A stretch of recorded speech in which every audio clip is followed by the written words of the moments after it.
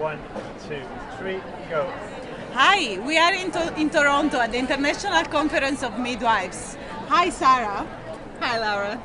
So this is Sarah, is a midwife, and where did you go? Most recently, I came back from DRC, the Democratic Republic of Congo. I was in South Kivu, which is an eastern province near Rwanda and Burundi. Okay, and what does a day look like as a midwife in Doctors Without Borders? Well, there is no typical day, but most days I had one hospital and 4 health centers that I was responsible for.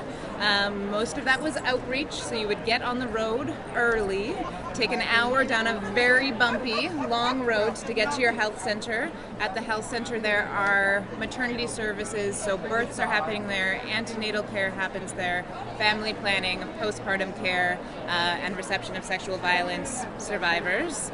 And when you arrive, the first thing I always did is go to labor and delivery and see how many women are in labor, if there are births you can help out with, if there are resuscitations you can help out with, what needs to be done urgently.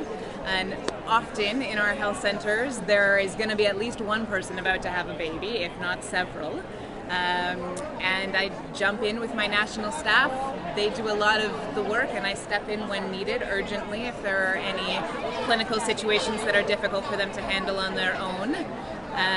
If things happen to be calm on the maternity ward, then I'll go to my antenatal care services and help them out while they're testing women for HIV, treating malaria, checking for sexually transmitted infections, listening to babies, palpating babies' positions, and making referrals to the hospital as necessary.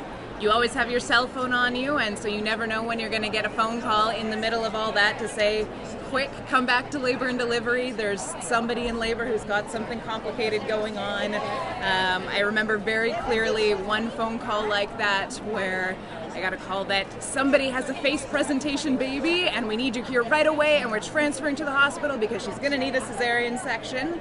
By the time I got back to labor and delivery, this woman was already in the car. The team was ready to go to the hospital. And because I had not assessed this woman and I didn't know exactly how things were going to go, I was sitting in the back of the car with her, had my gloves on, had my birth kit just in case. 5 minutes after we left the health center, she says in her local dialect to the midwife, "This baby's coming." Lift up the skirt, and there's this baby's lovely little face. And we had a lovely delivery in the MSF vehicle.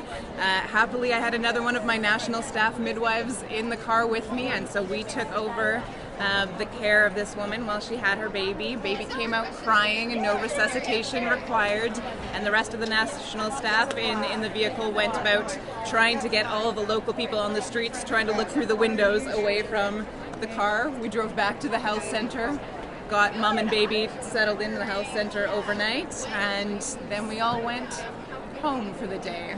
And being home for the day means doing paperwork, taking care of supply orders for the pharmacy, designing trainings, and once again, and never knowing when your cell phone is going to go off to say, there's a sexual violence case at the hospital, there's a retained placenta at the hospital, and you need to come in.